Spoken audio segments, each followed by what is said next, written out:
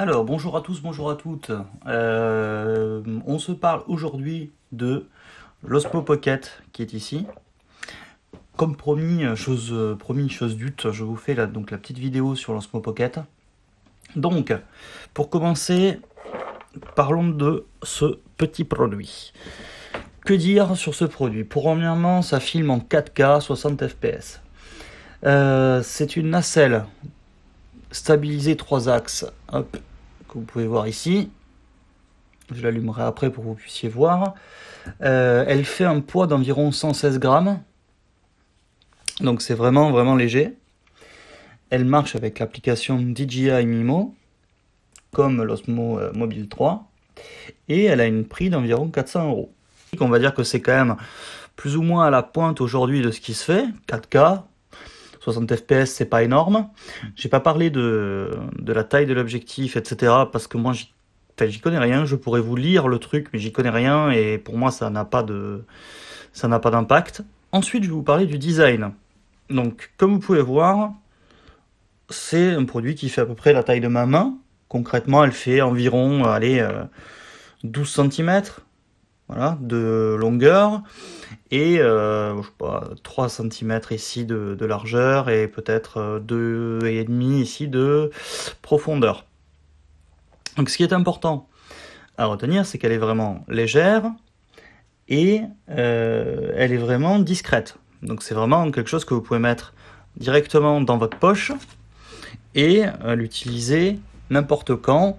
Vous appuyez sur le bouton, elle va s'allumer, quelques secondes, et vous êtes prêt, voyez, à filmer. S'approcher un petit peu, on peut voir qu'elle a un petit écran de contrôle qui est tactile, d'accord, ici. Elle a deux boutons, un bouton REC et un bouton fonction. En appuyant sur ce bouton, je vais passer et changer de mode en mode, par exemple, en mode photo ou en mode vidéo, etc. Ensuite, j'ai pas d'autres boutons. J'ai ici un petit slide, si je l'enlève, hop, qui permet donc de brancher directement sur le téléphone. Et ensuite, toute l'interface est tactile. Donc je ne vais pas vous la présenter en détail. Il y a des paramètres un peu partout et vous pouvez gérer pas mal de choses. Donc au niveau design, qu'est-ce que je peux dire? Elle est vraiment bien à prendre en main. Elle est toute petite. Vous voyez, il y a cette espèce de truc là de soft touch qui fait que bon voilà, elle glisse pas dans la main. Hop. J'ai perdu le. Hop. Voilà.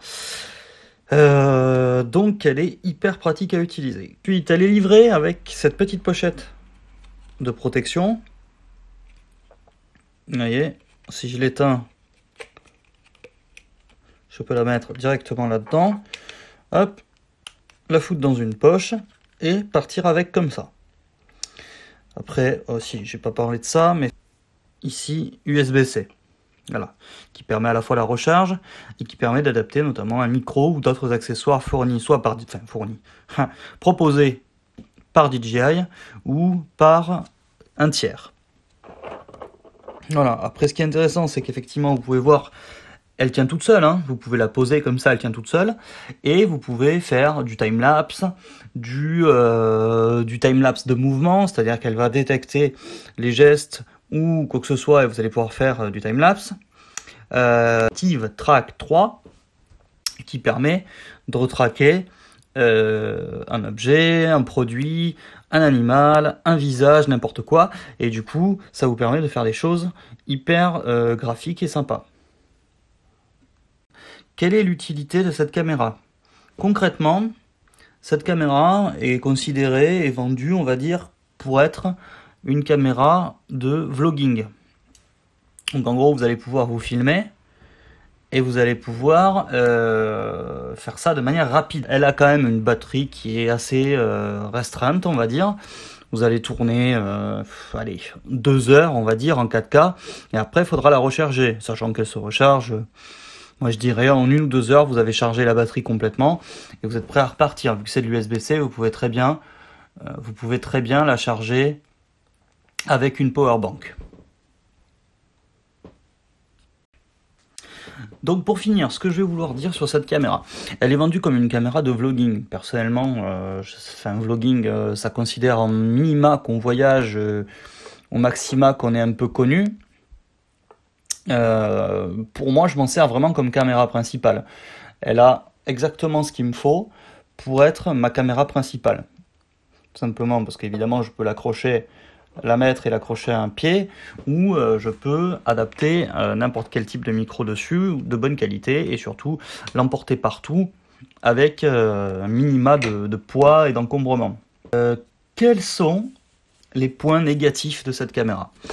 Alors, on va dire, quels sont les points négatifs? Le premier, j'en ai parlé dans la dernière vidéo, c'est ce fameux côté pas grand angle. Elle n'a pas un grand angle, ce qui est le contraire donc effectivement d'une caméra type GoPro. Et du coup, sur certaines situations, ça ne sera pas extrêmement pratique pour filmer des paysages, des choses comme ça. Mais aussi, vous voyez, comme là un peu en studio, c'est pas extrêmement pratique pour avoir un grand angle. Deuxième point négatif, c'est ce fameux côté accessoire propriétaire.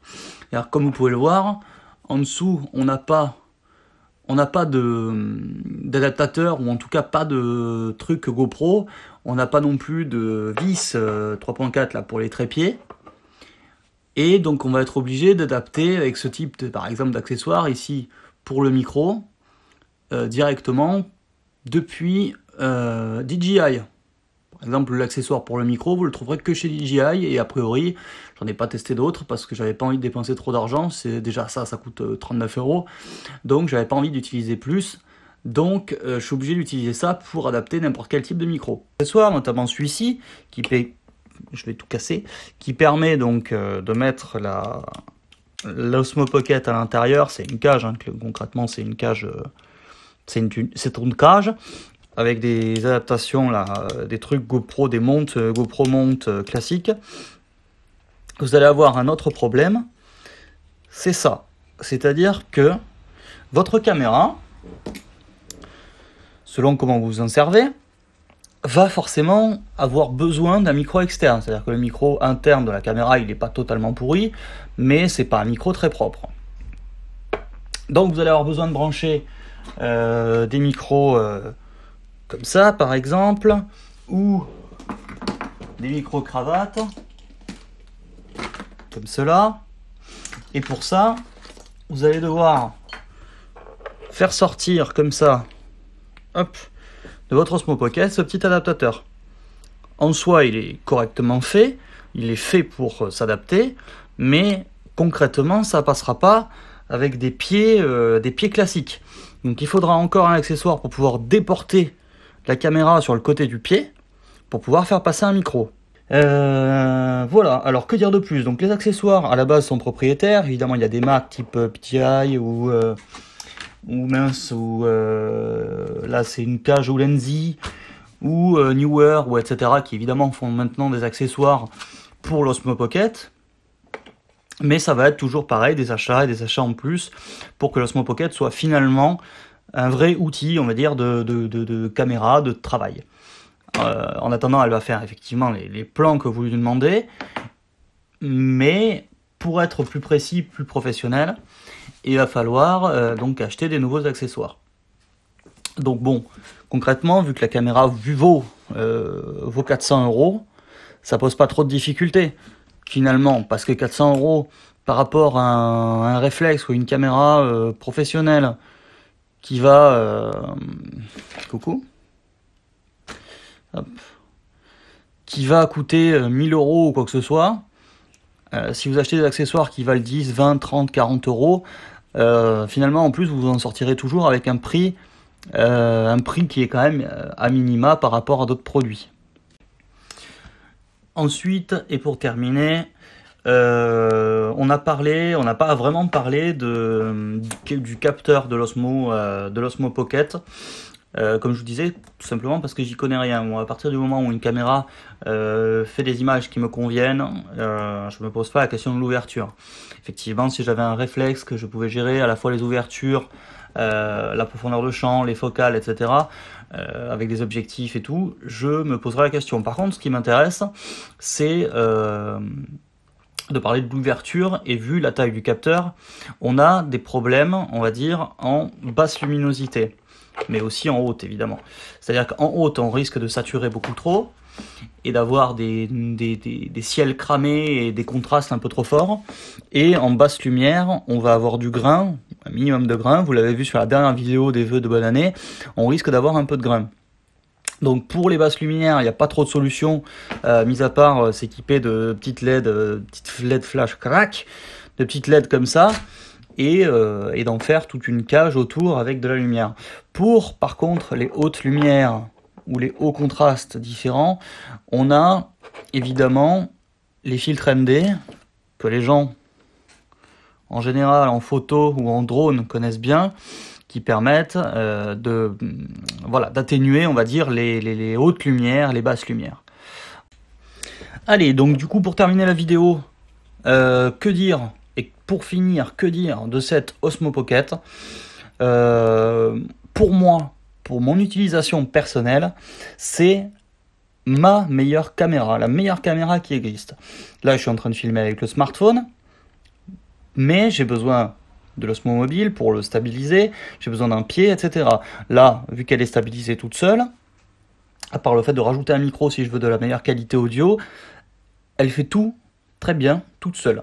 Évidemment, la technologie évolue, donc si demain on commence à nous proposer de la 8K un peu partout, bon, ça sera peut-être un petit peu désuet. Mais là, 4K 60 fps, pour n'importe qui, que ce soit en vacances, en famille, YouTube, du vlog, des choses comme ça, c'est super. Effectivement, quand on fait comme là, actuellement, de la présentation produit, on est déçu parce qu'on n'a pas correctement, on n'a pas les bons flous, la bonne profondeur de champ et tout. Mais pour le reste, c'est vraiment la meilleure caméra que j'ai trouvée. N'oublions pas que c'est une caméra à 400 €, sachant que je filme avec un smartphone qui déjà en vaut 900. Donc voilà, la stabilisation 3 axes comme ça fait une très très grosse différence. La portabilité, la légèreté et la puissance en font une très très très très très bonne caméra pour, allez, 70%, 80% des utilisations. Voilà. Donc mon avis est simple, c'est super, c'est un super produit. Merci DJI d'avoir fait un produit comme ça. Peut-être que d'autres s'y mettront ici. Mais on sait très bien que DJI sont quand même spécialistes de la stabilisation nacelle comme ça, entre les stabilisateurs smartphone, la stabilisation nacelle comme ça, 3 axes sur leur drone type Mavic 2 ou etc. Et du coup, l'Osmo Pocket profite de cette expertise. Donc voilà, écoutez, je vous avais promis une petite review donc, de l'Osmo Pocket. Elle est faite, elle ne va pas être très très longue. Bon, mais écoutez, merci d'avoir suivi cette petite vidéo review de l'Osmo Pocket, et on se retrouve très bientôt pour une review donc de l'Osmo Mobile, là je l'utilise pour filmer, et du Mavic Mini normalement sans tarder. Bye bye.